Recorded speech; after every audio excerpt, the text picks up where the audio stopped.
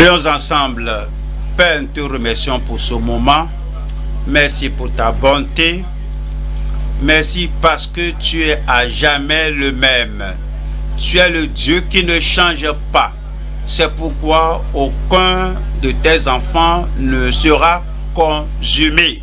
Seigneur Jésus, nous te remercions parce que tu es toujours le même. Hier, aujourd'hui et éternellement. C'est pourquoi nous croyons que ce que tu as fait jadis, que tu le feras dans chaque vie. Pas de déception. Pas de frères malheureux, ni de sœurs malheureuses, ou pas de malheureux jeunes, pas de malheureux adultes. Tu béniras tout le monde aujourd'hui au nom de Jésus-Christ. Nos enfants sont bénis. Nos jeunes gens sont bénis. Nos pères, nos mères, nos dirigeants, nos ministres, tout le monde est béni au nom de Jésus-Christ.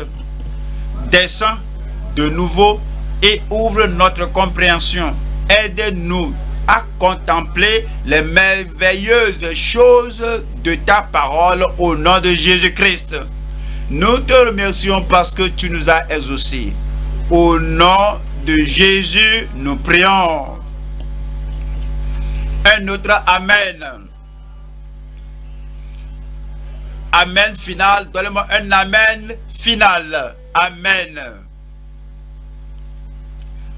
Vous pouvez vous asseoir. Nous allons à 1 Pierre 5. Et je lis des versets sélectionnés là-bas.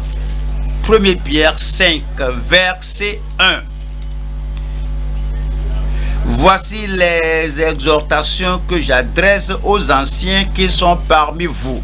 Moi, ancien comme eux, témoin des souffrances de Christ et participant de la gloire qui doit être manifestée.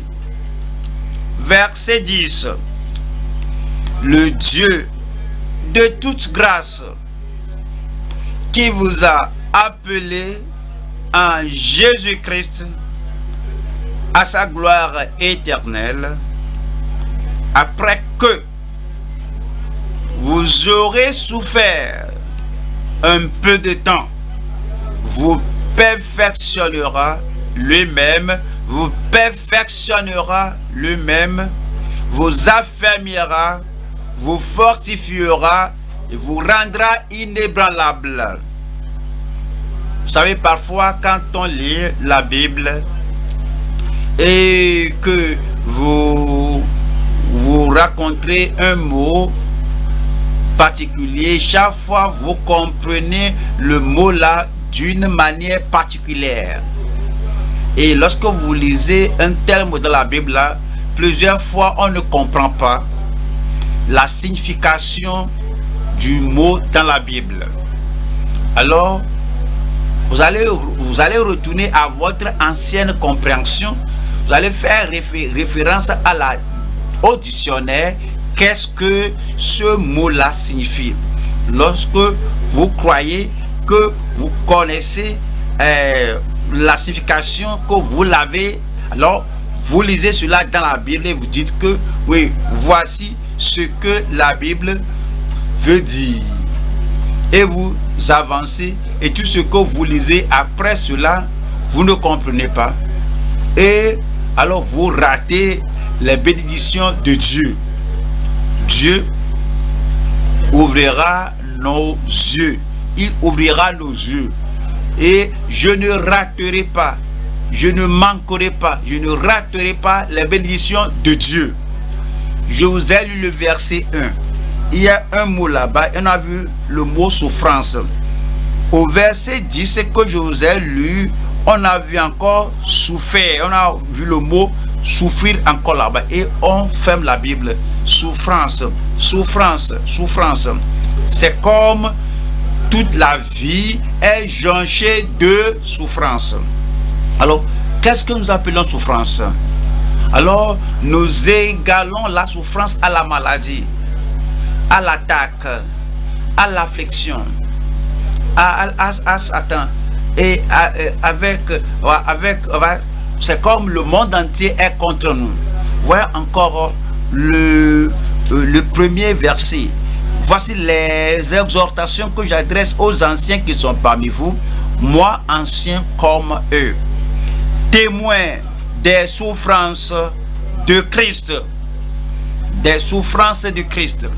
Christ n'a pas souffert de maladies comme le cancer, la leucémie, la tuberculose, la cécité, la surdité, la paralysie. Les souffrances de Christ, cela parle du calvaire, cela parle de la trahison, cela parle de ce que Jésus a traversé pour vous et pour moi. Il n'a rien à souffrir pour lui-même, par lui-même. Les souffrances de Christ. Cela provient des attaques des pharisiens et des sadducéens, et non les attaques démoniaques. Ce n'est pas Christ, ce n'est pas pour Christ, ce n'est pas les attaques sataniques. Et Pierre a dit que j'ai souffert avec le Seigneur Jésus-Christ. Il était arrêté, et non pour la maladie, Pierre. Il était incarcéré, emprisonné, et non la maladie. Nous parlons de prière. Il était mis en prison. Ce n'est pas que la maladie l'a écroué. Alors, ce dont nous parlons, c'est la persécution qui était venue, qui était surgie dans l'église primitive, qui était venue, qui était advenue aux pasteurs, aux dirigeants, aux apôtres de l'église primitive. Mais les gens s'arrêtent à ce niveau. Voilà ce qui suit. Et dit aussi, et participant. Oui, j'ai traversé les souffrances de Christ et non la maladie. Et puis, je suis devenu participant de la gloire. Qu'est-ce que cela veut dire? Lorsque Jésus était jugé et dans sa tentation, à la fin, même dans la tentation, lorsqu'il était amené au désert, dans la tentation, l'ange est venu le servir. Et Pierre a dit que oui, lorsque j'étais en prison, j'ai vu la gloire la nuit. Et l'ange est venu la nuit et me taper, me frapper, et toutes mes chaînes étaient brisées. Toutes vos chaînes seront brisées et tombées. Et puis il m'a dit de me lever. Vous allez vous lever aujourd'hui dans la force de Dieu. Et comme je vous ai dit que j'ai vu la gloire. Je n'ai rien vu de pareil, comme on allait, la grille de fer s'était automatiquement ouverte. On ne doit pas, sinon marteler, on ne doit pas crier, on ne doit rien faire, et automatiquement la porte est ouverte. Et vos portes d'airain vont s'ouvrir. Et puis, j'en étais sorti. Et je n'ai rien vu de pareil. Et je croyais que c'était un rêve, que c'était une vision. Mais le Seigneur a envoyé son ange, et toute l'attente des Juifs à me concernant était détournée. Et toute l'attente de votre ennemi à votre sujet, tout disparaît aujourd'hui au nom de Jésus-Christ. Donc vous comprenez, lorsque nous parlons de la souffrance, comme nous voyons l'apôtre Paul, et il nous a dit, il a parlé de naufrage, il a parlé de bastonnade, il était dans toutes ces difficultés. C'est la souffrance, pas de maladie mentionnée là-bas, pas d'attaque satanique mentionnée là-bas.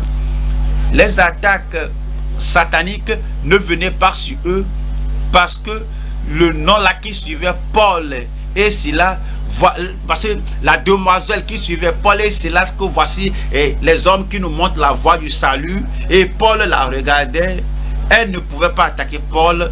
Satan ne vous attaquera pas, les démons ne vous attaqueront pas. Les souffrances dont le Nouveau Testament parle, c'est la persécution. Et il dit, je t'ordonne au nom de Jésus-Christ, sors d'elle. Aussitôt, il était sorti. Et comme vous écoutez la parole aujourd'hui, tout ce qui n'est pas de Dieu dans votre famille, dans votre vie personnelle, dans votre carrière, tout ce qui n'est pas de Dieu, lorsque nous disons au nom de Jésus, sors, et la chose va sortir. Et puis, et le fait de chasser le diable de la demoiselle, ils ont été mis en prison. Ça, c'est la souffrance. C'est à cause de l'œuvre de Dieu. Et c'est à cause d'avoir chassé le diable de cette demoiselle, le fait de résister au diable. Résister au diable et il fuira l'un de vous. Et les gens s'étaient fâchés. Ouais, les gens fâchés ne peuvent pas mettre le cancer sur vous. Les gens coléreux ne peuvent pas mettre la maladie sur vous. Les gens qui ne sont pas d'accord avec vous ne peuvent pas vous aveugler. Vous n'avez pas entendu cela? Les méchants ne peuvent pas vous rendre aveugle. Ils ne peuvent pas vous paralyser. Ils les ont mis en prison. Et dans la prison, attendez un peu, la souffrance du croyant, la persécution, les critiques, les oppositions, même si nous sommes mis en prison, est-ce que vous savez que vous allez sortir de là? Je dis, est-ce que vous savez que vous allez sortir de là? Comme ils étaient en prison, comprenez, il y a des gens qui croient que leur problème ne peut être résolu que lorsque l'apôtre Paul ou l'apôtre Pierre et Silas leur imposaient les mains et seront affranchis. Ça, c'est ainsi que beaucoup de personnes pensent. Les problèmes sont réglés, les solutions sont données. Il y a des gens qui croient que on doit les porter à aller au culte, et puis après le culte, que le pasteur ou le prédicateur va les voir, et puis ils vont commencer à relater un récit au pasteur jusqu'au temps de pleurer, et que le prédicateur, que le pasteur pleure avec eux. Que si je vois le pasteur pleurer pour moi, je saurai que je serai délivré. Pasteur ne va pas pleurer. Pasteur va te diriger vers le calvaire. Pasteur va te conduire au meurtrissure de Christ et va te montrer à la parole. Il a envoyé sa parole et les guérit et les délivre de toutes leurs oppressions. Vous êtes délivrés au nom de Jésus-Christ. Paul et Silas, ils n'avaient même pas pleuré et ils n'avaient pas dit, oh vraiment ces souffrances c'est trop. Ils n'avaient pas dit, Satan, pourquoi tu te concentres sur moi seul? Est-ce que je suis le seul prédicateur? Est-ce que je suis le seul chrétien? Il n'a pas mentionné Satan. Satan n'aura rien à faire dans ma vie. Ils n'ont pas mentionné les démons. Les démons n'auront rien à faire dans ma vie. Ils n'ont pas dit, oh Dieu, que regardes-tu? Certains croient que quand ils portent des plaintes au Seigneur, quand ils blâment Dieu et pleurent, que leurs problèmes auront la solution. Mais Paul et Silas, ils ont prié et ils ont fait quoi? Dites-le moi. Dites-le moi, ils ont fait quoi? Dites-le moi, ils ont fait quoi? Ils ont chanté des louanges de Dieu. Certains ne savaient pas que lorsque la chorale chante, que leurs problèmes peuvent disparaître. Certains ne savent pas que lorsqu'ils voient ces paroles, ces mots sur l'écran, quand tu vois les phrases, la mélodie, le message sur l'écran, que cela peut délier tout ce qui vous lie. Josaphat a dit, regardez tous ces grands problèmes qui nous ont accablés. nous ne pouvons pas nous en sortir. Et on ne sait quoi faire. Mais le prophète est venu dire que le problème n'est pas le vôtre. Enlevez vos mains de cela. Enlevez vos pensées de cela. Enlevez toute votre vie de cela. Ce problème que le ciel lui-même va le traiter. Pour certains sont chaque fois combatifs. Eux vont combattre. Je vais combattre. Je vais combattre. Je vais jeûner. Je vais faire ceci. Je vais jeûner. Je vais faire ceci. Mais comment le ciel va résoudre le problème si tu continues de combattre? Vous allez cesser de combattre. Votre problème sera oublié. Et puis, croyez, mettez votre confiance au Seigneur, l'Éternel, votre Dieu, et à ses prophètes. Si je vais mettre ma confiance à lui, je crois. Si je crois, je ferai quelque chose. Comment je vais exprimer ma foi, ma confiance en Dieu? Il a dit au chantre de s'apprêter lui-même. Lui-même est roi et il est roi et il ne faisait pas partie de l'armée. Et les soldats étaient là, les chantres chantaient et alors ils suivaient les chantres comme les chantaient. Les chantres commençaient à chanter et ils suivaient la mélodie. Alors tous les ennemis se sont détruits. Donc quand vous venez à l'église, ce n'est pas seulement la prédication. Tout ce qui arrive à l'église, comme on chante le cantique, le chant de congrégation, vos problèmes seront ôtés. Comme la chorale des enfants, la chorale des jeunes, la chorale des étudiants, la chorale des adultes, comme ils chantent, vos problèmes seront réglés. Et comme lorsque la parole est présentée, il envoie sa parole et les guérit tous, dit seulement un mot et mon serviteur sera guéri. Donc comme vous entendez la parole de Dieu, même avant qu'on le prie, vous êtes délivrés au nom de Jésus-Christ. Aujourd'hui, comme nous voyons le passage que nous considérons en 1 Pierre 5, je vous parle du thème la provision et le soin de Dieu pour son troupeau fidèle.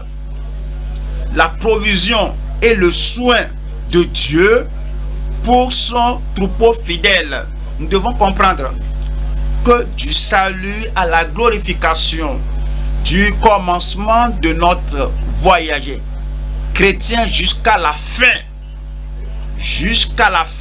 de notre voyage chrétien, Dieu a fait des provisions adéquates pour tout besoin dans nos vies, des provisions adéquates pour tous les besoins de votre vie. Tous les besoins spirituels, tous les besoins physiques sont pourvus suffisamment. Le pardon et la paix sont les nôtres. La pureté du cœur est la nôtre. La puissance avec Dieu, avec les hommes est la nôtre. La puissance sur la maladie, sur le moi est la nôtre, est la mienne. L'autorité sur les démons et sur toutes les situations et sur toutes les circonstances, la situation sur toutes les tempêtes de la vie est la mienne, est la vôtre au nom de Jésus-Christ. La vie abondante. Qui est la vie abondante? Le voleur ne vient que pour dérober et pour égorger, pour détruire. Mais vois ceci. Si tu n'as pas quelque chose de précieux, le voleur ne viendra rien voler chez toi. C'est parce que tu as quelque chose de précieux. Comme je me tiens ici, j'ai quelque chose. Je dis j'ai quelque chose. Et lorsqu'il vient, il viendra voler. Il viendra égorger. Vous avez la vie, c'est pourquoi il vient et il veut tuer la vie là. Mais votre vie n'est pas dans sa main. Et il voudrait détruire. S'il n'y a rien de précieux qu'est-ce qu'il va détruire? J'ai la vie. Il faut le dire, j'ai la vie. J'ai la vie éternelle. J'ai l'héritage précieux. J'ai l'héritage indestructible. C'est ce qu'il est venu faire. Mais je suis venu. Comment se fait-il que les gens ne pensent qu'à ce que Satan est venu faire? Et n'ont jamais, ils ne sont jamais affranchis de cela. Alors il faut aller à l'autre bord. Lui, il est venu. Je suis venu te donner la vie, et la vie en abondance, la vie abondante. Vous l'avez au nom de Jésus-Christ. Et nous avons les réponses illimitées de la prière, et nous avons la justice et la sainteté, nous avons la joie et le bonheur. Y a-t-il quelqu'un là qui est la joie aujourd'hui? Est-ce que demandez et que vous ayez la joie? Comme on voit certains chrétiens, c'est comme la voie est très rugueuse, les montagnes sont très élevées et les souffrances sont insupportables.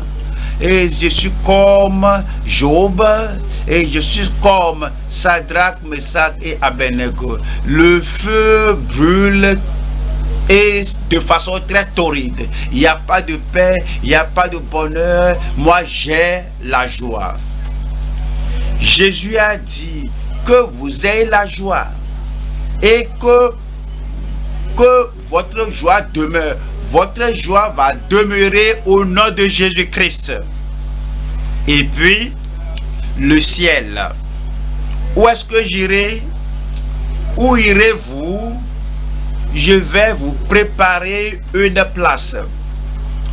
Afin que lorsque je m'en vais, lorsque j'aurai vous préparé une place, je reviendrai et je vous prendrai.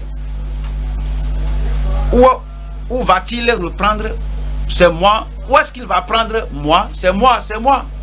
Ouais, certains, ils vont parcourir la vie que Satan ne veut pas que j'aille au ciel. La façon dont je considère les choses, je ne sais pas. Faut pas finir la phrase là. Dieu connaît ce que tu ne connais pas. Moi, j'irai là-bas. Je dis, moi, j'irai au ciel. Tu as des enfants. Si vous n'avez pas, vous en aurez.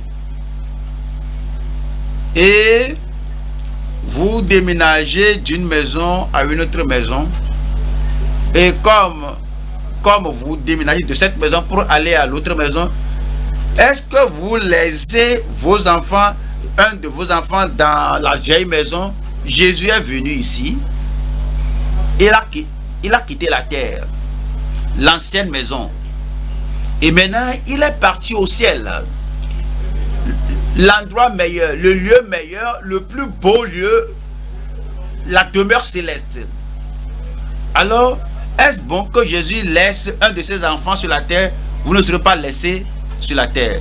Je vais vous préparer une place, afin que lorsque je m'en serai allé, que je vous aurai préparé une place, je reviendrai et je vous prendrai avec moi. Le ciel, j'irai là-bas. Vous y serez au nom de Jésus-Christ.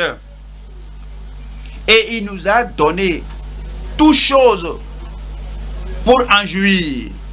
Non seulement sommes vainqueurs, nous sommes plus que vainqueurs.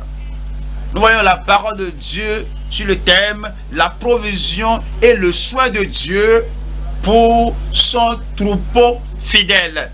Là, on voit 3 points. Premier point, l'alimentation déterminée du précieux troupeau de Dieu.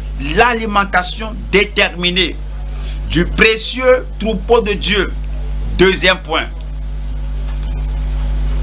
l'exaltation promise des humbles disciples de Christ. L'exaltation promise. Êtes-vous prêts pour l'exaltation l'exaltation promise des humbles disciples de Christ. Numéro 3, le soin sacerdotal, pas un soin ordinaire, le soin comme Dieu vous regarde, comme si vous êtes un sacrificateur, et le soin qui convient à un sacrificateur, le soin sacerdotal de l'ami de Christ fervent en prière, le soin sacerdotal de l'ami de Christ fervent en prière. Premier point. Quel est le premier point? C'est l'alimentation déterminée du précieux troupeau de Dieu. Je dis, dites-le, quel est votre premier point là-bas?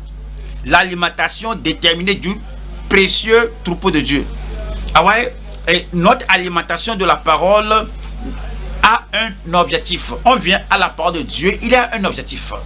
Écoutez la parole, nous lisons la Bible dans nos maisons pour un objectif. Et nous prenons la parole de Dieu. Et nous, c'est comme on se nourrit de la parole pour un objectif. Le prédicateur se nourrit de la parole. Les laïcs, les membres se nourrissent de la parole. Et à tout moment, partout, on se nourrit de la parole de Dieu. Se nourrir de la parole de Dieu a un objectif. Nous ne devons pas nous nourrir et rester faible, épuisé, se nourrir de la parole et rester sans foi, se nourrir de la parole et demeurer faible.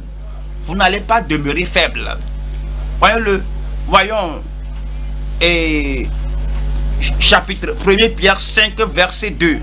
Paissez le troupeau de Dieu qui est sous votre garde.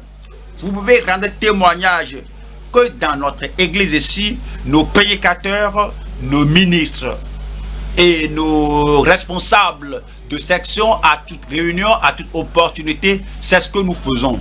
Paissez le troupeau de Dieu. Allons à Jean 20, Jean 21, verset 15, à la dernière partie, qui paie mes agneaux. Dernière partie du verset 16, paie mes brebis.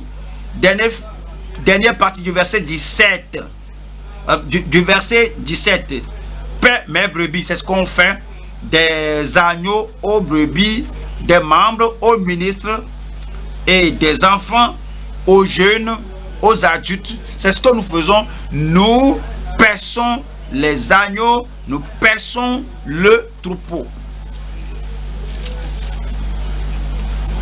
Jean chapitre 6, verset 34. Jean 6, verset 34. Et il lui dit, Seigneur, donne-nous toujours ce pain. C'est ce que Jésus a fait. Il a nourri les gens de la parole de Dieu. Alors c'est ce qu'on fait aujourd'hui. On nourrit les membres de l'église de la parole. Verset 63. 63. Car c'est l'esprit qui vivifie, la chair ne sert de rien. Les paroles que je vous ai dites sont esprit et vie.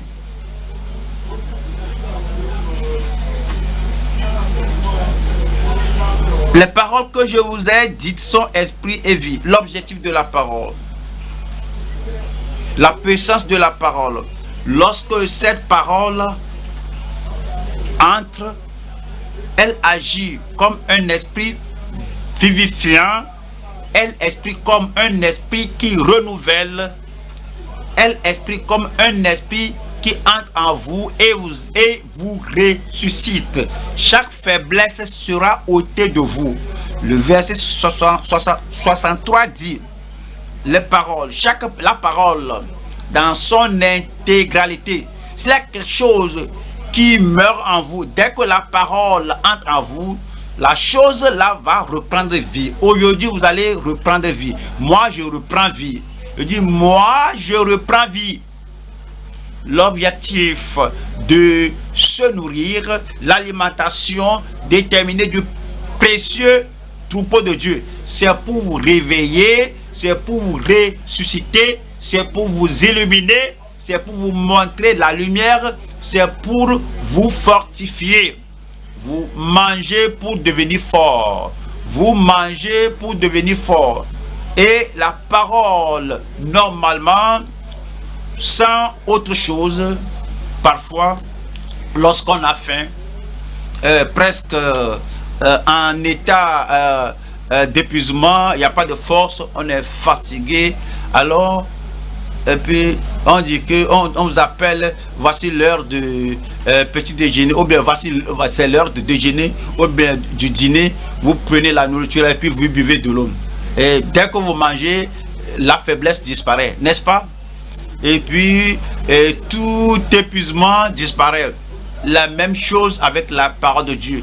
Lorsque vous prenez la parole de Dieu, lorsque vous nourrissez de la parole et l'eau de la parole, cela rafraîchit votre vie. Vous ne serez plus les mêmes au nom de Jésus-Christ. Actes chapitre 20, verset 28. Prenez donc garde à vous-même et à tout le troupeau. Combien de personnes dans le troupeau? Combien de personnes nourrissons-nous dans le troupeau? Combien de personnes? Tout le troupeau. Est-ce que vous en faites partie? Et l'objectif de l'alimentation doit être atteint dans votre vie. Prenez donc garde à vous-même et à tout le troupeau sur lequel le Saint-Esprit vous a établi avec, pour paître l'église de Dieu, pour paître l'église du Seigneur, pour paître l'église du Seigneur, qui s'est acquise par son propre sang. Le troupeau acquis. Le troupeau acquis par son propre sang. Beaucoup de personnes ne parlent pas comme s'ils connaissent, comme s'ils savent qu'ils ont été rachetés à un grand prix. De là où ils ont été rachetés. On peut dire que de la société, il y a quelqu'un qui vous a maintenu dans la captivité et voudrait vous détruire. Vous étiez sans aide, vous étiez sans bien. Maintenant, Jésus, avec son sang, est venu vous ravir de la main de celui-là qui vous a maintenu en captivité et vous a racheté, vous a acquis, racheté de son sang précieux. Il vous a racheté de la main de qui? Je pose la question. Il vous a racheté de la main de qui? Pourrez-vous entendre? Il vous a racheté de la main de Satan. Et maintenant, il n'a pas décidé et ne va jamais décider que je t'ai acquis, racheté parce que tu es précieux, je t'ai racheté de la main de Satan, alors je te rejette au diable. Est-ce qu'il va faire cela? Comment se fait-il que vous alliez et par-ci par-là vous dites que Satan ne veut pas me laisser en paix? Je crois que tu es racheté. Je crois que tu es secouru. Moi je crois qu'il t'a racheté et que tu n'es plus le bien de Satan. Regardez-moi ici. Je ne suis plus un bien de Satan. Même les cheveux de votre tête sont tous comptés. Oui, vos ongles sont tous comptés. Chaque partie, les cellules de votre organisme sont rachetées par le Seigneur. Vous n'allez pas retourner à Satan. Le troupeau de Dieu qu'il a acquis, qui s'est acquis par son propre sang. Il faut paître le troupeau de Dieu. Il faut nourrir, paître le peuple de Dieu. Et lorsque nous sommes nourris, quel est le résultat? Et nous allons voir Jérémie chapitre 3. Jérémie 3. Verset 15. Jérémie chapitre 3, verset 15. Je vous donnerai des bergers selon mon cœur. Je vous donnerai quoi? Des pasteurs selon mon cœur. Si Dieu nous donne un pasteur, un berger, il nous donne le pasteur selon son cœur. Si quelqu'un choisit une autre personne et Dieu ne s'y implique pas et dit faut pas diriger l'église là parce que ça n'est pas là. Si c'est par élection des hommes, si c'est par une propagande, si c'est par une campagne, donne-nous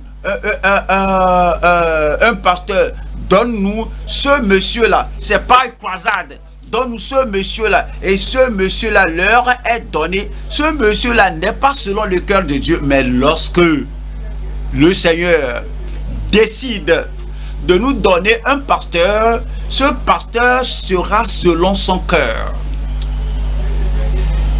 Et ils vous paîtront avec intelligence et avec sagesse. Ils vous paîtront avec intelligence et avec sagesse. L'intelligence, la connaissance de ce que Christ a fait, la connaissance de qui Christ est, la connaissance de la puissance qu'on a à cause du calvaire, la connaissance qu'on a en acte 15, Jérémie 15 plutôt, Jérémie 15, 16. Jérémie 15, 16. J'ai recueilli tes paroles et je les ai dévorées.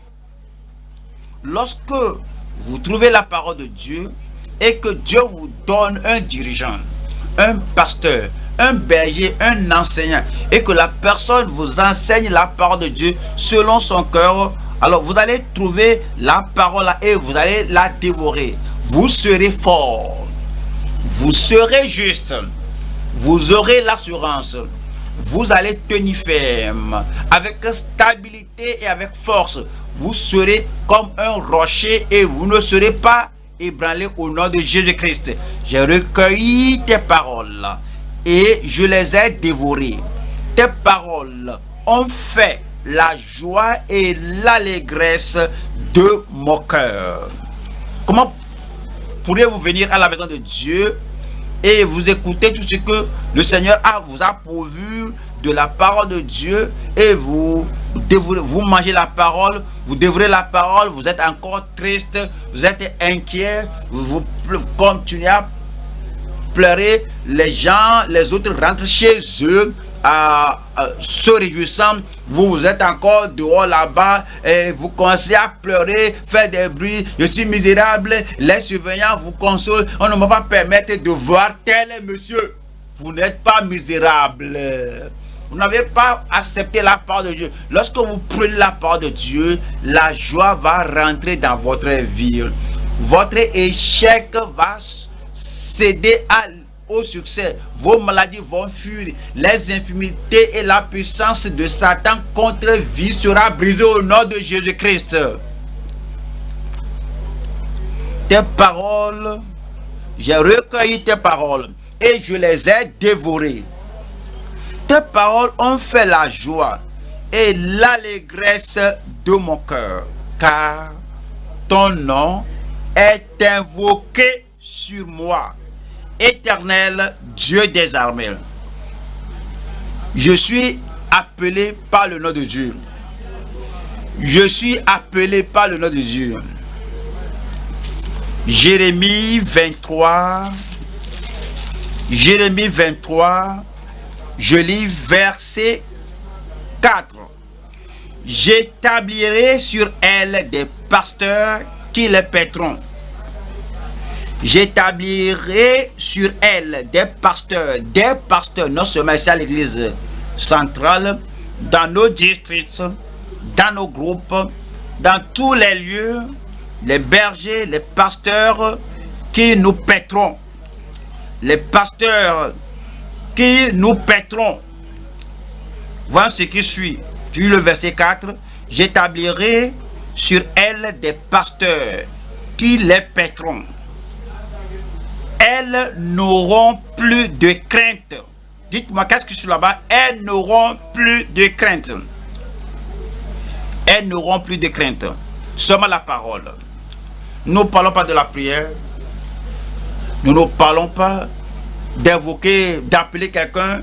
Nous ne parlons pas d'envoyer un sauce à Dieu. Seulement le fait de se nourrir de la parole.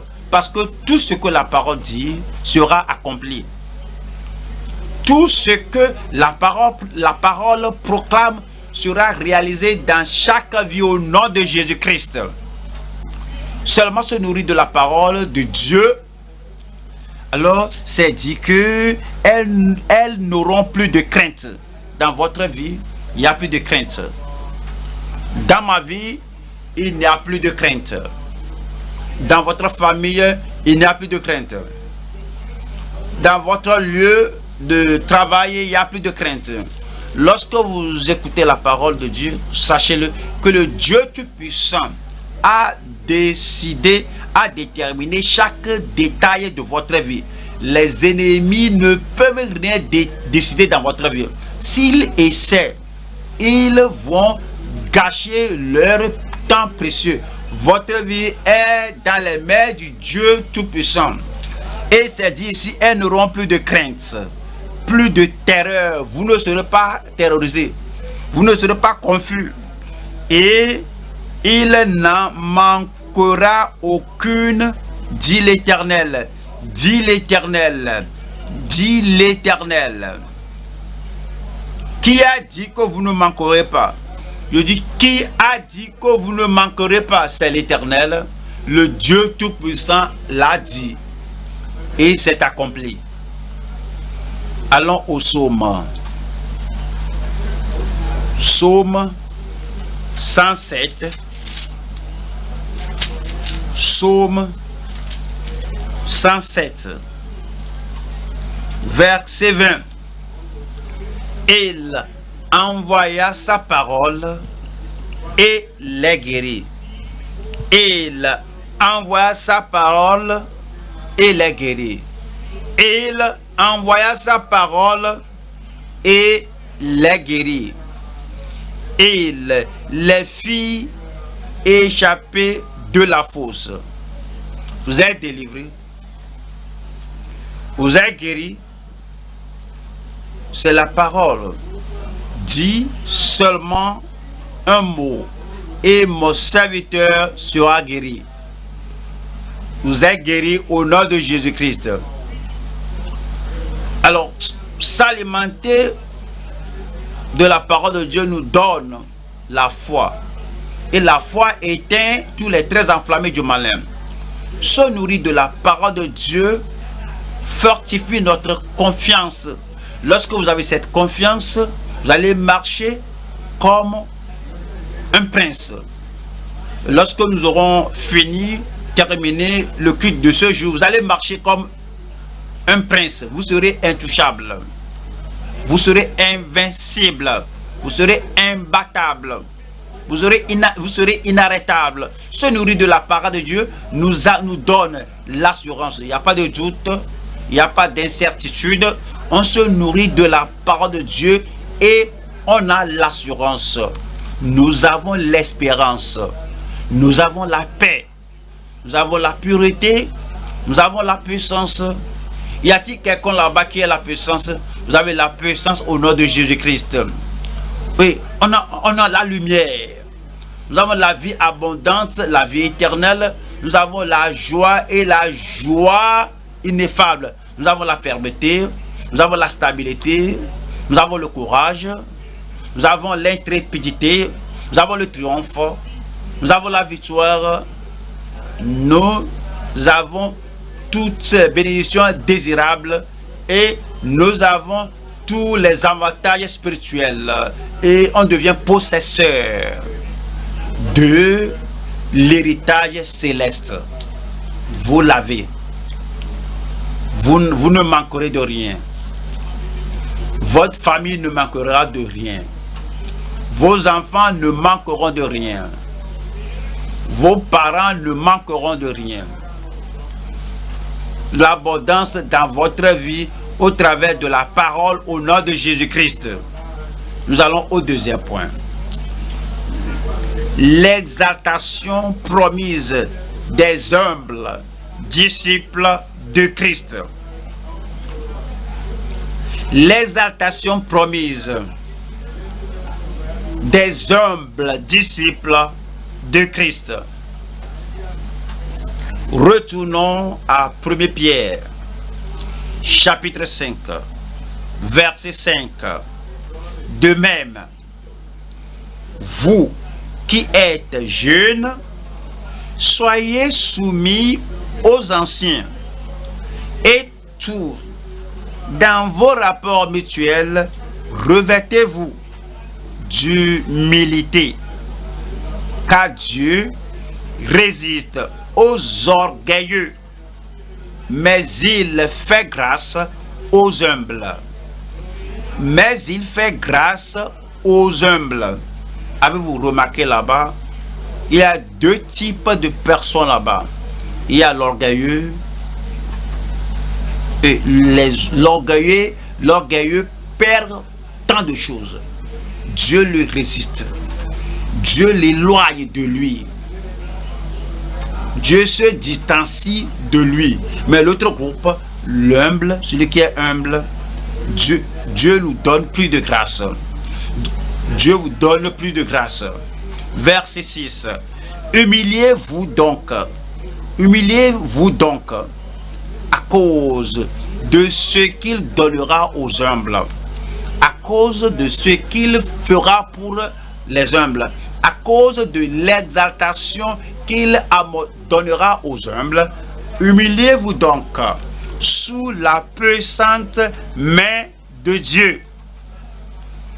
Vous ne serez pas sous la main mystérieuse de Satan. Les gens parlent beaucoup de Satan. Et ils pensent beaucoup de Satan. Ils planifient beaucoup de Satan pour Satan. Ils font tant de recherches sur Satan. Et ils posent beaucoup de questions au sujet de Satan. Ils connaissent plus de Satan que de Dieu. Quand le vent souffle, que regardez Satan là-bas. Quand il y a un cyclone là-bas, vous regardez un Satan là-bas. Si c'est un chat qui miaule dans les ténèbres et que ses yeux brillent là-bas, on dit que c'est Satan qui est là-bas. Si c'est le vent qui a fermé la fenêtre là et il y a un bruit là-bas, on dit que c'est Satan qui a fermé la fenêtre. Si il y a quelque chose qu'on ne comprend pas dans la société, que regardez Satan là-bas, et les gens ne voient plus Dieu qui est omniprésent. Ils ne voient pas Jésus qui est le même hier, aujourd'hui et éternellement. Ils ne voient que Satan. Satan ne sera pas autour de vous. Satan ne sera pas sur le toit de votre maison. S'il y a un bruit là-bas, peut-être il y a un bruit là-bas et il y a bien le vent sous quelque chose là-bas. Le vent n'est pas Satan. Satan ne sera pas sur le toit de votre maison. Et d'ici, humiliez-vous donc sous la puissante main de Dieu. Vous serez sous la puissante main de Dieu, afin qu'il vous élève au temps convenable. Je vois des gens exaltés ici. Je dis, je vois des gens exaltés ici. Concentrez-vous sur Dieu, regardez Dieu et soyez sous sa puissante main, et le Dieu Tout-Puissant vous exaltera au nom de Jésus-Christ. Maintenant, revenons à cette idée de souffrance. La souffrance. Beaucoup de personnes ne comprennent pas. Même si vous souffrez, est-ce que vous savez que l'humilité seule peut inverser votre souffrance? Vous ne m'avez pas répondu. Allons à 1er roi 21. 1er roi 21. Ouvrez le chapitre 1er roi 21. 1er roi 21. Voilà le verset 21. 1er roi 21. Voici, je vais faire venir le malheur sur toi. Je te balayerai, j'exterminerai quiconque appartient à Akab, celui qui est esclave et celui qui est libre en Israël. Et puis il nous dit, il continue, allons au verset 27. Après avoir entendu les paroles d'Élie, Akab déchira ses paroles. Akab a entendu ces paroles et il déchira ses vêtements. Il mit un sac sur son corps et il jeûna. Il couchait avec ce sac et il marchait lentement. Akab marchait lentement. Et la parole de l'Éternel fut adressée à Élie le Tishbite en ces mots. As-tu vu comment Akab s'est humilié devant moi? Il s'est humilié devant moi. Parce qu'il s'est humilié devant moi, je ne ferai pas venir le malheur pendant sa vie. Voici cela. Dieu a dit au prophète, va le dire, un homme méchant, je vais le détruire. Je lui ferai ceci, je lui ferai cela. Quoique Akab soit un homme qui considérait Élie comme son ennemi. M'as-tu vu mon ennemi? Oui, je t'ai trouvé parce que tu t'es vendu pour faire le mal. Voici le jugement de Dieu. Il a entendu cela et il est allé penser là-dessus et par là et il s'est humilié. Dieu a dit, mais Élie, regardez Akab, je n'ai pas pensé à cela, je n'ai pas entendu cela. Et Dieu a dit, à cause de l'humilité là, que je vais lui accorder la grâce. Dieu vous donnera de la grâce.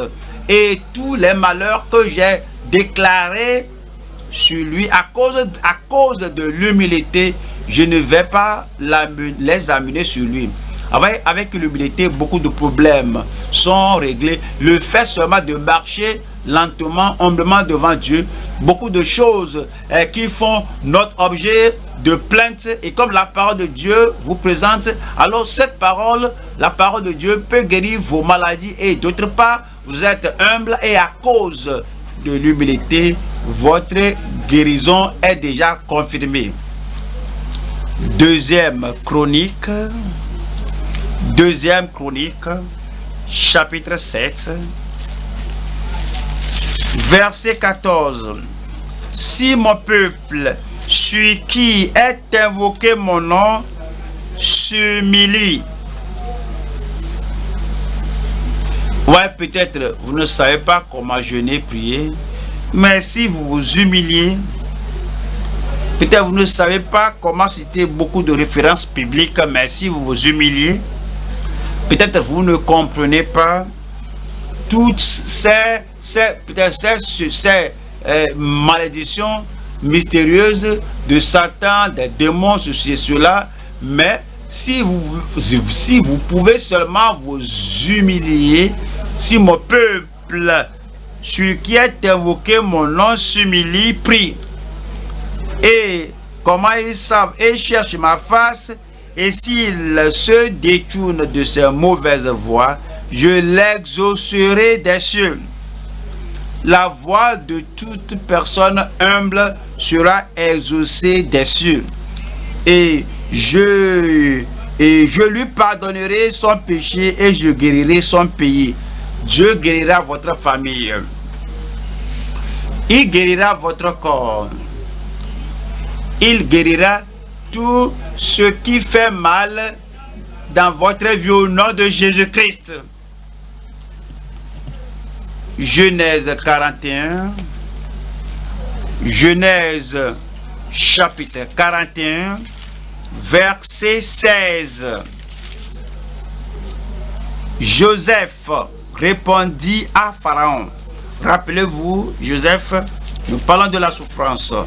Cet homme-là a souffert, non de la maladie.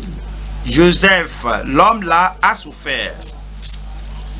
Il n'a pas souffert des maladies vénériennes. Joseph, l'homme-là, a souffert. Il n'a pas souffert des attaques ni des afflictions de Satan, mais il a souffert la persécution. Ses frères l'ont vendu en esclavage. Et la femme de Potiphar a menti sur lui. La femme de Potiphar n'a pas pu amener la tuberculose sur lui, ce n'est pas la souffrance. Et elle n'a pas pu amener la maladie sur lui, ce n'est pas la souffrance. Plusieurs fois, les gens, quand on parle de souffrance, les gens pensent à la maladie. Joseph a souffert, mais il n'était pas malade. Vous êtes bien portant. Je suis bien portant. Vous êtes bien portant au nom de Jésus-Christ. Vous devez changer votre langage. Vous devez changer votre compréhension au sujet de la souffrance. Maintenant, venez au chapitre 41, verset 16. Joseph répondit à Pharaon en disant, ce n'est pas moi, c'est Dieu qui donnera une réponse favorable à Pharaon. C'est l'humilité. Pharaon a dit, j'ai appris de toi. Alors je veux que tu démontres ce que j'ai appris, que tu étais en mesure d'interpréter des rêves, que ce que tu interprètes, que la chose se réalise. C'est ce que mon panetier et mon échanson m'avaient dit, que ce que tu as dit c'était accompli. Maintenant montre-moi. Et il n'allait pas permettre à aucune flatterie. Et il a dit non, que ce n'est pas moi, c'est Dieu qui donnera une réponse favorable à Pharaon. Est-ce l'orgueil ou l'humilité? Je dis, est-ce l'orgueil ou l'humilité? C'est l'humilité. Voyons le résultat.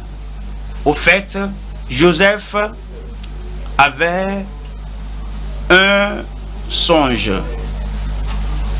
Et les persécuteurs et les opposants ont voulu noyer, détruire le rêve et le songeur, qu'il ne va pas réussir.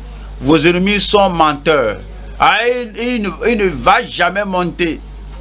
Toutes les choses négatives qu'ils ont dites de vous seront rentrées en poussière et dans la poubelle. Vous allez monter.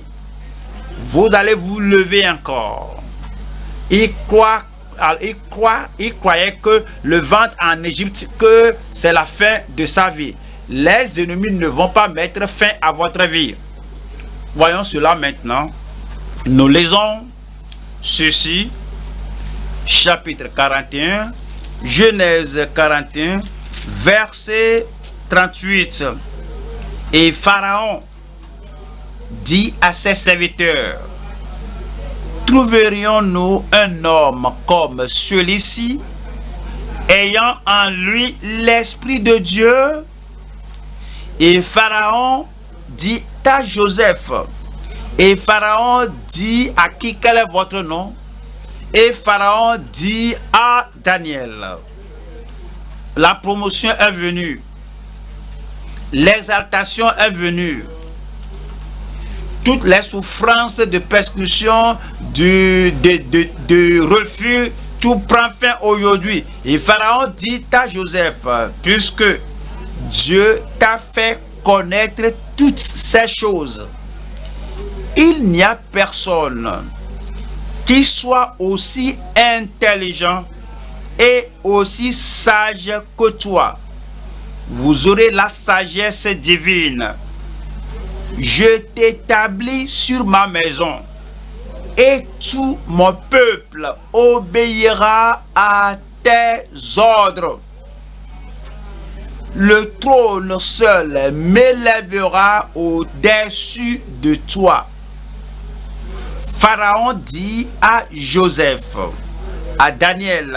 Pharaon dit à qui? Pharaon dit à Daniel. Pharaon dit à Joseph, vois, je te donne le commandement de tout le pays d'Égypte.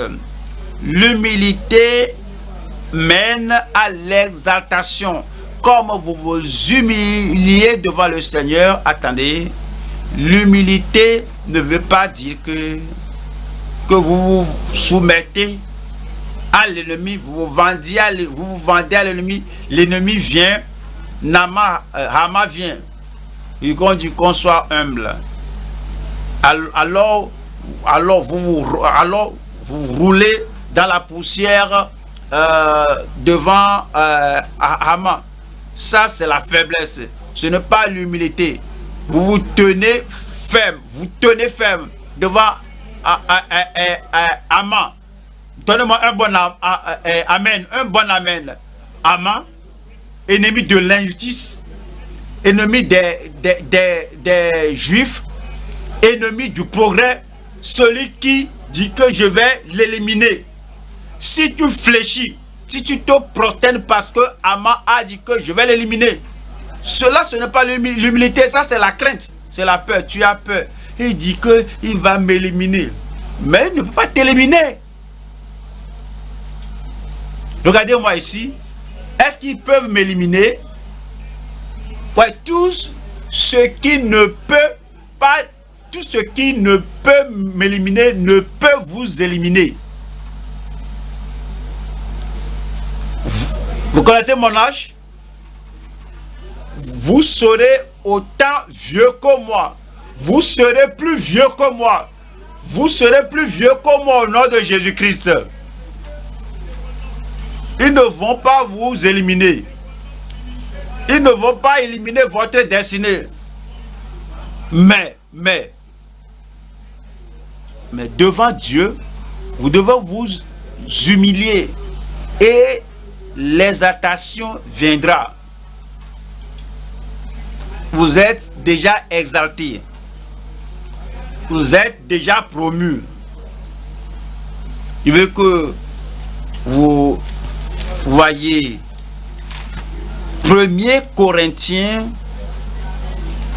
16. 1er Corinthiens 16, verset 9. 1er Corinthiens 16. Non, 1er Corinthiens 15.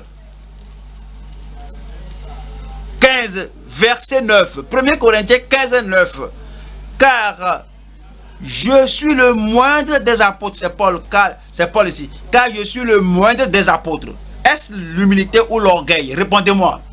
Car je suis le moindre des apôtres. Il n'y a pas à faire de flatterie ici. Il n'y a pas d'orgueil ici. Car je suis le moindre des apôtres. 1 Corinthiens 15, 9. Je ne suis pas digne d'être appelé apôtre, parce que j'ai persécuté l'église de Dieu. C'est l'humilité. Voyons l'exaltation. Dieu vous exaltera. Verset 10. Par la grâce de Dieu, je suis ce que je suis. Par la grâce de Dieu, vous serez ce que vous serez. La promesse de Dieu s'accomplira dans votre vie. Oui, les jeunes vont grandir. Les marginaux seront exaltés. Le malade sera guéri. L'opprimé sera délivré. Oui, l'inquiet deviendra content, joyeux. Par la grâce de Dieu, je suis ce que je suis. Et sa grâce envers moi n'a pas été vaine. Tout ce que vous entendez ne sera pas vain. La déclaration de Dieu au sujet de votre vie ne sera pas vaine. Toute promesse de Dieu pour votre vie ne sera pas vaine. Il dit, et sa grâce envers moi n'a pas été vaine. Loin de là, j'ai travaillé plus que tous. Votre vie sera plus productive que tous les gens que vous avez entendus parler dans l'histoire. Non pas moi, mais toujours, toutefois, mais la grâce de Dieu qui est avec moi. C'est l'humilité. Et si vous avez entendu parler de la loi physique, la loi de la gravité, ouais, vous savez que quand on jette quelque chose en l'air, la loi de gravité va faire retomber la chose à terre, n'est-ce pas? La loi de la gravité était parce que Dieu l'a fixé en haut, que quiconque se lève, quiconque s'exalte va descendre. Il y a une autre loi, c'est la loi de la causalité, semer et moissonner. La loi de la causalité. Vous prenez une semence, une graine, alors vous mettez cela sous terre. La graine là qui est sous terre va germer, ça va pousser, ça va grandir, porter des fruits, et les fruits seront bénéfiques à la société. C'est une loi. Alors humiliez-vous, cachez-vous. Faut pas être orgueilleux de quelque chose. Alors comme vous vous humiliez, comme cette semence mise sous terre qui va germer, je vais vous voir venir germer. Comme la semence, la porte des fruits, je vous vois, c'est une loi, c'est une loi. Ça doit être accompli. Alors vous allez porter des fruits au nom de Jésus-Christ. Félicitations à vous. Gloire à Dieu. Vous avez déjà votre témoignage. Le Seigneur mettra le témoignage dans votre bouche au nom de Jésus-Christ. Humiliez-vous devant le Seigneur et il vous élèvera au temps favorable. Il vous élèvera quand? Au temps favorable. Il vous élèvera quand? Au temps favorable. Jacques chapitre 4 verset 6. Jacques chapitre 4 verset 6. Il accorde au contraire une grâce plus excellente.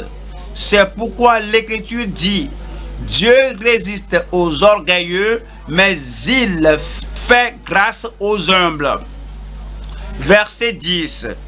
Humiliez-vous devant le Seigneur et il vous élèvera. Le Seigneur vous élèvera. Quand Dieu dit oui, personne ne peut dire non. Il ne faut pas penser à votre famille, au sujet de votre village, au sujet de ce qui est arrivé à ce cousin, à ce frère, à la soeur. Dieu vous a distingué. Dieu vous élèvera au nom de Jésus-Christ. Troisième point maintenant. Le soin sacerdotal de l'ami de Christ fervent en prière. Nous retournons à 1 Pierre 5, verset 7. 1 Pierre 5, verset 7.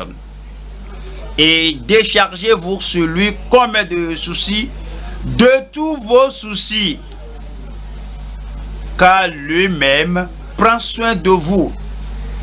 Vous savez, il ne faut pas continuer à aller, je n'ai personne, je n'ai personne, mais vous avez Dieu, vous avez Christ, vous avez le Saint-Esprit, vous avez les promesses de Dieu, vous avez la puissance du Saint-Esprit, vous avez l'héritage céleste, et vous avez votre Sauveur et l'Esprit, le Consolateur demeurant avec vous. Tous vos soucis ont été traités par le Seigneur. Et déchargez-vous sur lui de tous vos soucis, car lui-même prend soin de vous. Il vous appelle ami. Allons à Jean 15. Jean 15. Jean chapitre 15. Je lis verset 13. Jean 15. Jean chapitre 15. Nous lisons le verset 13. Voyons ceci. Je ne vous a 13. Il n'y a pas de plus grand amour que de donner sa vie pour ses amis. Que de donner sa vie pour ses amis. Regardez un peu ici. Admettons que quelqu'un soit en prison et il a été condamné à une réclusion à vie. Et lorsqu'il est laissé là-bas, alors on ne va pas le laisser à mourir paisiblement, mais on va le tuer là-bas de façon violente. Mais quelqu'un vient et la personne dit que je vais payer le prix, je vais payer sa rançon, quel que soit ce qu'il a fait. Donc je vais payer la rançon pour l'acquitter. Alors il l'acquitte. On le délivre de la prison. Voilà où il a une réclusion à vie. Et après être sorti de la prison, maintenant, il a besoin de... Il a besoin du pain. Il a besoin d'un morceau de pain. La personne qui a payé le grand prix, il a fait sortir de la prison. Est-ce que la personne peut lui donner un morceau de pain? Oui, bien sûr que oui. Il a besoin des habits pour se vêtir. Celui qui l'a fait sortir de la prison à vie, est-ce que la personne peut lui donner des habits pour se vêtir? Bien sûr que oui. Il a besoin d'un hébergement, un toit quelque part, un abri, un logis quelque part. Celui qui l'a racheté et a payé tout le prix pour lui, pour le faire sortir de la prison à vie, est-ce que la personne peut lui accorder un logement? Le Seigneur Jésus-Christ vous a racheté, vous a acquis, vous a ôté de la prison à vie, de la souffrance éternelle. Maintenant, il a payé le prix avec son sang précieux. Va-t-il vous donner le petit déjeuner? Va-t-il vous donner les habits? Va-t-il vous donner le succès? Va-t-il vous donner la prospérité? Va-t-il vous donner tout ce dont vous aurez besoin? Il le fera. Mais il vous appelle ami. Jésus m'appelle ami. Jésus m'appelle, vous appelle ami. Quelqu'un vous dérange. Quelqu'un dérange quelqu'un. Quelqu'un maltraite quelqu'un. Et la personne veut étrangler l'autre personne. Et puis un soldat, un brigadier général se présente. Il vient, il a regardé qu'il y a des gens là qui violentent quelqu'un. Il a regardé la personne qu'il violente, mais il dit que pourquoi ça c'est mon ami? Est-ce qu'il va le dépasser et puis le laisser entre les mains des gens qui voudraient le tuer? Jésus est la puissance du ciel et de la terre. Jésus, c'est lui qui a vaincu Satan à la croix du calvaire et il a dit c'est accompli. Et maintenant il t'appelle ami. Et Jésus passe et regarde et voit tous les gens qui sont sur la terre. Et il a vu quelqu'un là-bas et avec tous les démons et avec tous les esprits mauvais, même quoi qu'ils sachent qu'ils sont vaincus, ils essaient de te violenter. Et Jésus a regardé quelqu'un là-bas et que qui est-ce qu'il violente? Et on dit que ça c'est mon ami. Y a-t-il un ami de Jésus là-bas? Ça c'est mon ami. Y a-t-il un ami de Jésus là-bas? Voici mon ami. Est-ce qu'il va détourner son regard et permettre à Satan de te détruire? Jamais. Non, jamais. Non, jamais. Non, jamais. 1 million de fois. Il ne va jamais le permettre. Voyons ce Jean, chapitre 15. Verset 14. Vous êtes mes amis si vous faites ce que je vous commande. Je ne vous appelle plus serviteur, parce que le serviteur ne sait pas ce que fait son maître, mais je vous ai appelé ami, parce que je vous ai fait connaître tout ce que j'ai appris de mon Père. Je suis son ami. Je dis, je suis son ami. Allons à Luc 11. Luc 11. Lisons verset 5. Luc 11. Lisons le verset 5. Il leur dit encore, si l'un de vous a un ami et qu'il aille le trouver au milieu de la nuit pour lui dire, ami, prête-moi 3 pains, car un de mes amis est arrivé de voyage chez moi et je n'ai rien à lui offrir. Et si de l'intérieur de sa maison, cet ami lui répond, ne m'importune pas, la porte est déjà fermée, mes enfants et moi sommes au lit, je ne puis me lever pour te donner des pains. Je vous le dis, même s'il ne se levait pas pour les lui donner parce que c'est son ami, il se lèverait à cause de son importunité et lui donnerait tout ce dont il a besoin. Il se lèverait et vous donnerait et nous donnerait tout ce dont nous aurons besoin, tout ce dont on a besoin, tout ce dont il a besoin. Et moi, je vous dis, demandez, il est votre ami, et l'on vous donnera. Cherchez, il est votre ami, et vous trouverez. Frappez, nopez à la porte de votre ami, frappez à la porte de votre ami, et l'on vous ouvrira. Je suis béni. Je suis béni. Romains chapitre 8, Romains 8, verset 32. Lui qui n'a point épargné son propre fils, mais qui l'a livré pour nous tous, comment ne nous donnera-t-il pas aussi toutes choses avec lui? Comment ne nous donnera-t-il pas aussi toutes choses avec lui? Toutes choses vous appartiennent. Philippiens chapitre 4.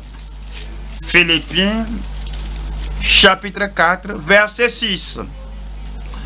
Nous lisons de Philippiens chapitre 4, verset 6 qui dit: ne vous inquiétez de rien, ne soyez soucieux de rien, ne craignez rien, ne vous donnez pas de soucis pour rien, ne vous inquiétez de rien, mais en toutes choses, faites connaître vos besoins à Dieu par des prières et des supplications avec des actions de grâce. Et la paix de Dieu, qui surpasse toute intelligence, gardera vos cœurs et vos pensées en Jésus-Christ. Après cette prière-là, voyons le résultat au verset 13. Je puis tout par celui qui me fortifie. Je puis tout par celui qui me fortifie. verset 19. Et mon Dieu pourvoira à tout, et mon Dieu pourvoira à tout, et mon Dieu pourvoira à tous vos besoins selon sa richesse avec gloire en Jésus-Christ. Toutes choses sont les vôtres. Toutes choses sont les miennes. Toutes choses sont les miennes. Psaume 55.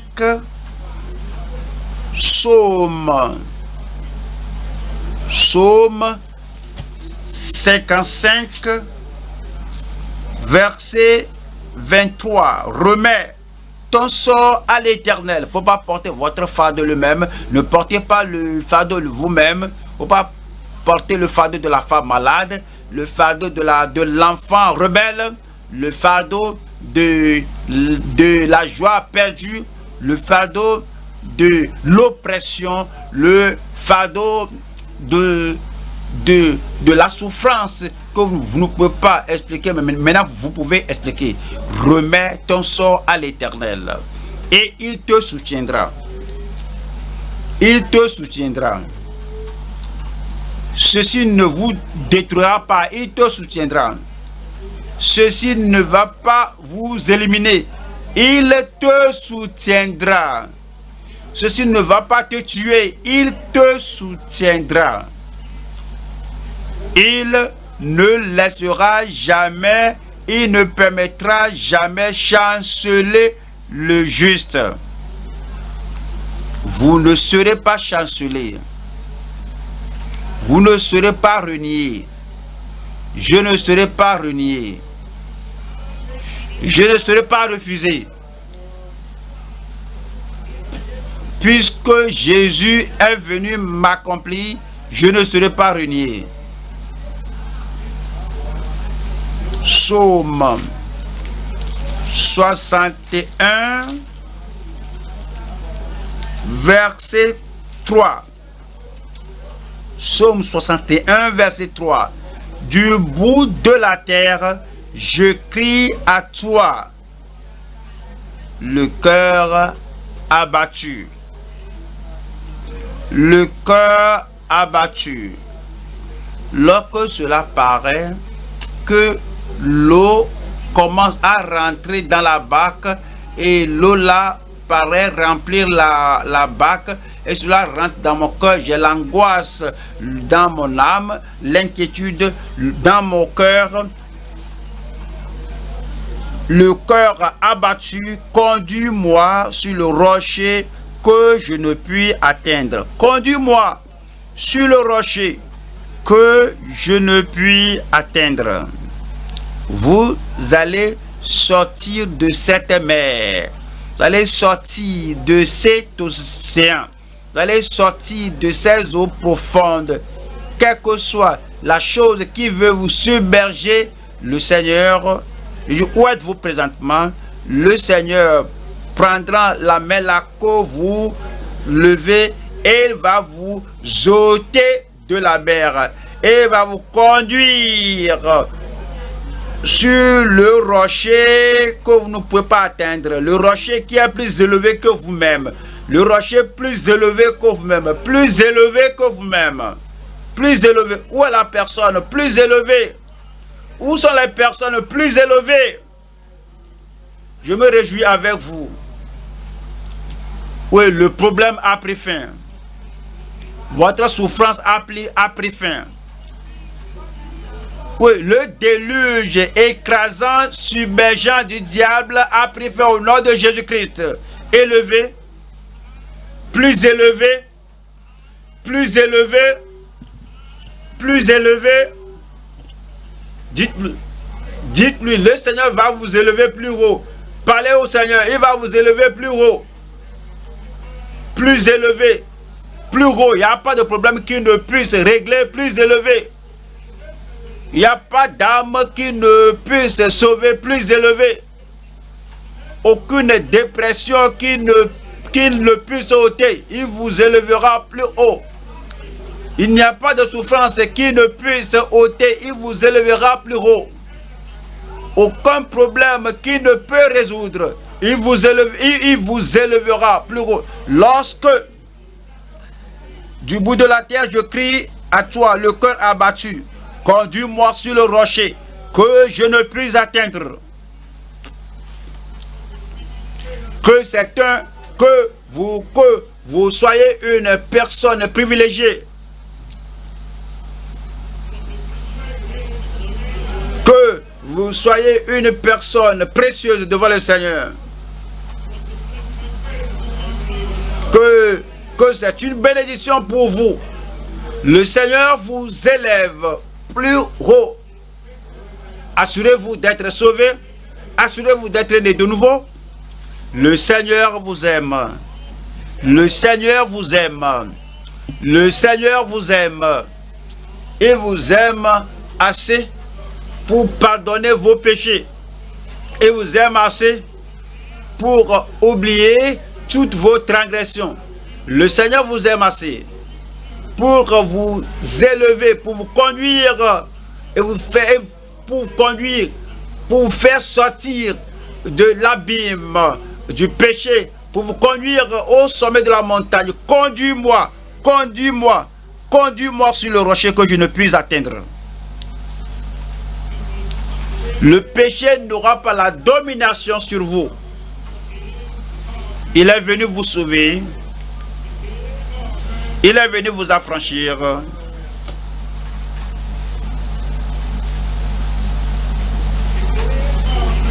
Il est venu vous délivrer. Il est venu vous racheter. Conduis-moi.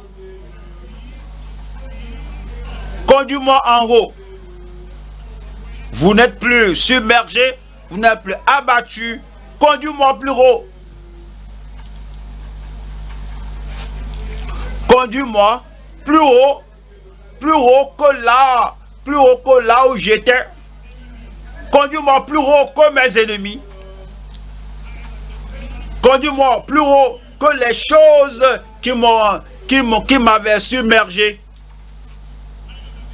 Conduis-moi plus haut que tous les défis de ma vie. Conduis-moi plus haut que tous les problèmes auxquels j'étais confronté. Plus haut. Votre bac ne va pas couler, ne va pas s'effondrer, ne va pas couler au milieu de la mer. Lorsque vous êtes abattu, criez au Seigneur. Il vous conduira plus haut, plus haut. La maladie, non. Par ses meurtrissures, vous êtes guéris. Il a envoyé sa parole et il est guéri. La parole nous fortifie. La parole nous guérit. La parole nous délivre. La parole ôte la douleur. La parole ôte le fléau, la plaie. La parole fait les miracles. Il a envoyé sa parole. Et il les guérit. Et les délivre de la fausse. La parole vous est parvenue. Lorsque la parole entre et la faiblesse disparaît, la maladie disparaîtra. Recevez la parole. Cachez-la, gardez-la dans votre cœur.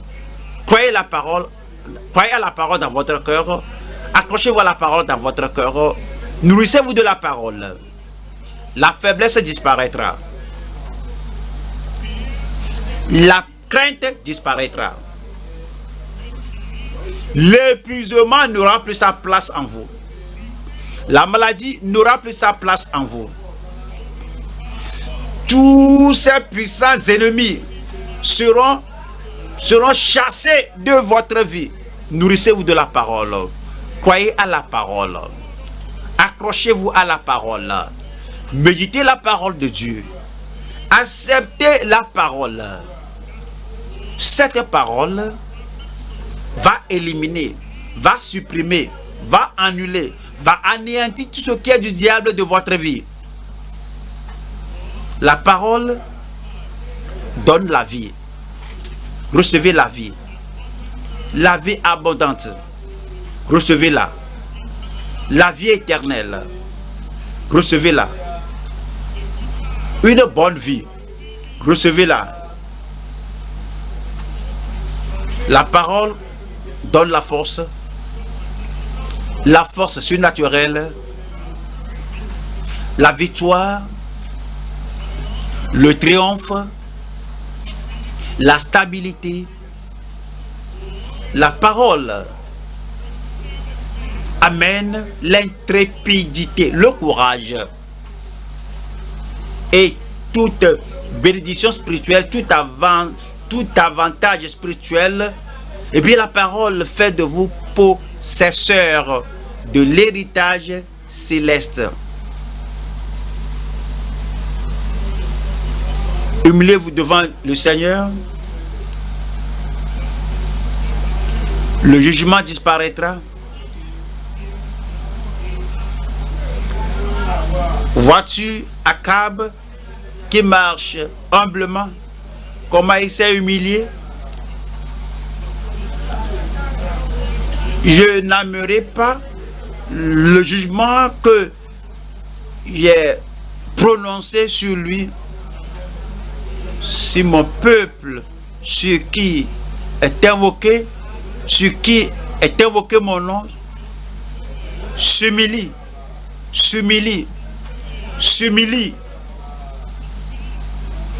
et cherche ma face et prie et se détourne de ces mauvaises voies, je les exaucerai des cieux. Je pardonnerai leurs péchés et je guérirai leur pays. L'humilité apporte la guérison.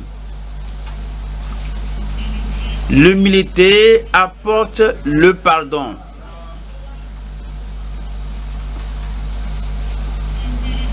L'humilité apporte le soulagement et l'affranchissement du jugement. L'humilité apporte la réponse aux prières.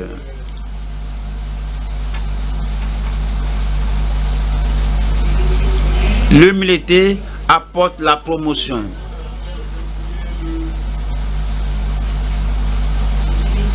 L'humilité apporte l'exaltation.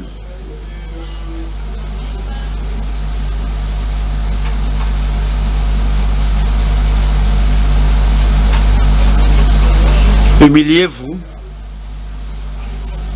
devant Dieu afin qu'il vous élève au moment, au temps convenable. Il t'a montré aux hommes ce que le Seigneur te demande. Dès que tu aimes la miséricorde et que tu marches humblement, avec ton Dieu.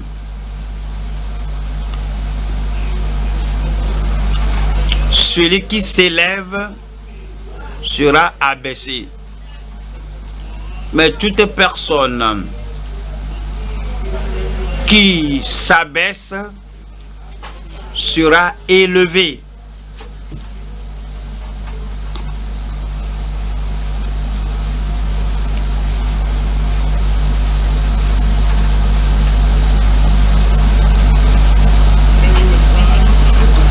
Il faut ensevelir votre orgueil et prosternez-vous humblement devant le Seigneur.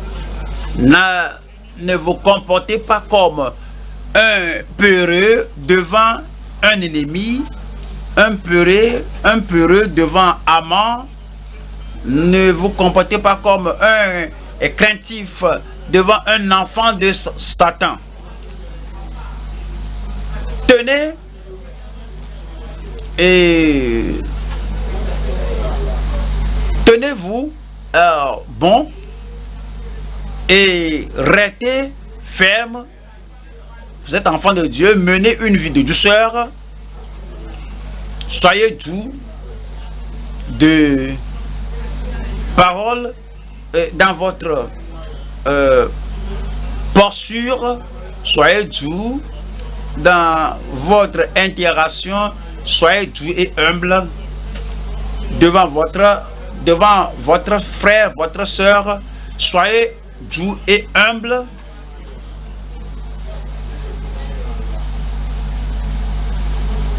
Et Dieu vous élèvera et vous donnera la force et la puissance. Il vous donnera l'assurance.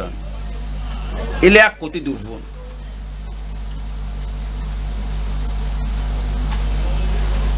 Et il résoudra tout problème que vous lui présentez.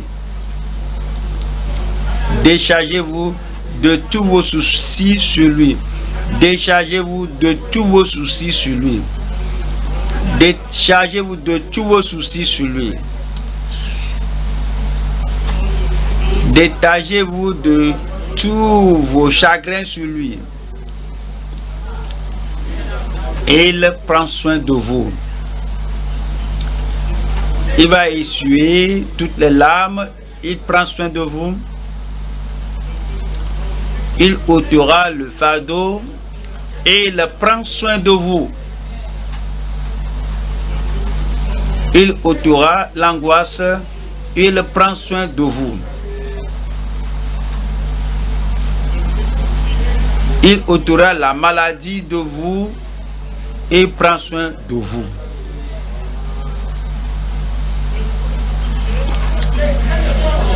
Il brisera toute chaîne et tout fer et prend soin de vous.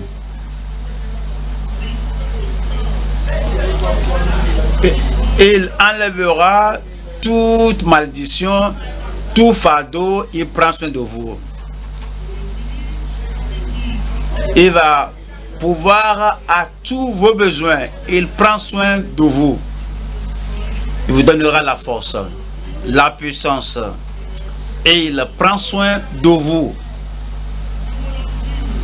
Il va délier tout ce que l'ennemi aura fait dans votre vie. Il prend soin de vous. Oui, vous êtes sécurisé. Oui, le Seigneur prend soin.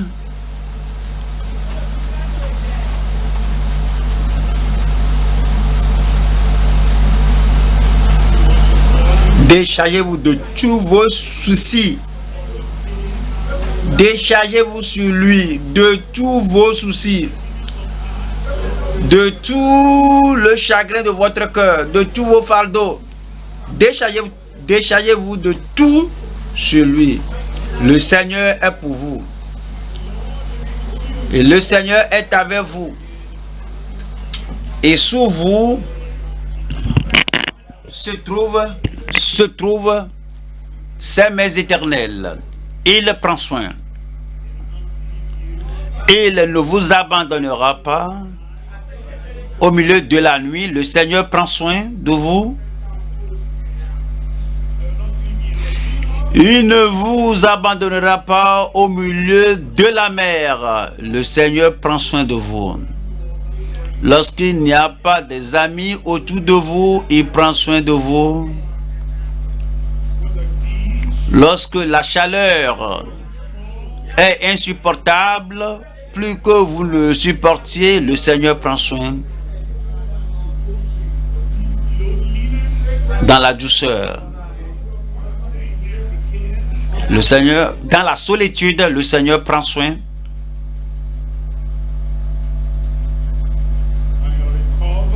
Et vous allez récupérer tout ce que vous avez perdu. Le Seigneur prend soin. Le Seigneur prend soin de vous comme Comme il prend soin d'un ami précieux, le Seigneur prend soin. Comme il prend soin d'un ami intime, le Seigneur prend soin.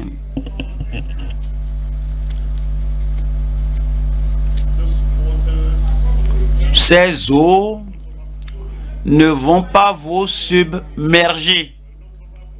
Ces eaux ne vont pas vous noyer. Et le feu de Nebuchadnezzar ne vous consumera pas. Il y a quelqu'un qui prend soin de vous. Le Seigneur vous a exaucé. Le Seigneur a vu vos larmes et les ont essuyées. Le Seigneur a ôté vos fardeaux. Il a réglé votre problème. Il a guéri votre corps. Comme vous allez rentrer chez vous maintenant, vous allez sortir avec la joie du Seigneur. Je suis béni. Où est la personne? Où est la personne?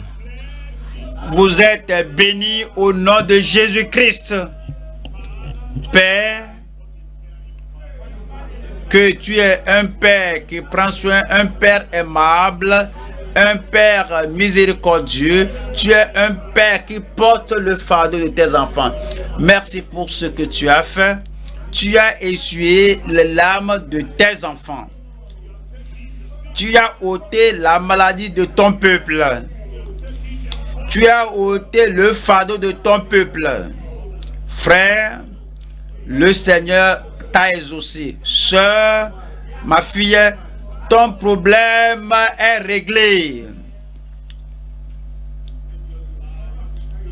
Il t'a rendu maintenant léger dans le cœur. L'angoisse n'est plus. Le chagrin n'est plus. La parole t'a nourri et maintenant tu es intrépide. La parole t'a nourri et tu ne seras plus déprimé. La parole t'a nourri, la mort va fuir de toi. La parole est venue à toi et toutes tes maladies sont guéries au nom de Jésus-Christ. Comme tu marches lentement, humblement devant le Seigneur va t'élever. Le Seigneur va t'exalter. Le Seigneur va te promouvoir.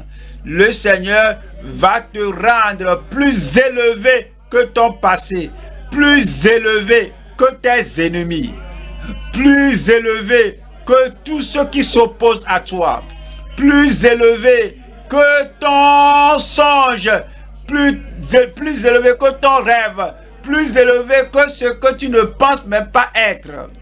La parole du Seigneur, l'Esprit du Seigneur te parle maintenant. Monte en haut. Comme Joseph monte plus haut. Comme le bienheureux du Seigneur vient, monte plus haut. Le Seigneur a dit oui dans ta vie. L'ennemi ne peut pas dire non. Tout le fardeau que vous avez mis sur le Seigneur les a ôtés. Ne pleurez plus. Ne soyez plus inquiets. Ne parlez plus de problèmes. Tout ce qui vous a submergé, maintenant le Seigneur l'a ôté. Il a ôté vos fardeaux. Il a ôté vos soucis. Il a ôté tous vos chagrins. Allez maintenant dans la joie du Seigneur. Le Seigneur a mis le témoignage dans votre bouche. Il a mis le sourire à vos lèvres. La joie dans votre vie. Comme vous allez, les gens verront la gloire de Dieu dans votre vie. plus élevé, plus haut, demeurez là-bas plus haut, et rien ne décroîtra votre bénédiction. C'est confirmé dans votre vie au nom de Jésus-Christ. Merci Seigneur, parce que nous savons que tu as exaucé. Au nom de Jésus, nous prions.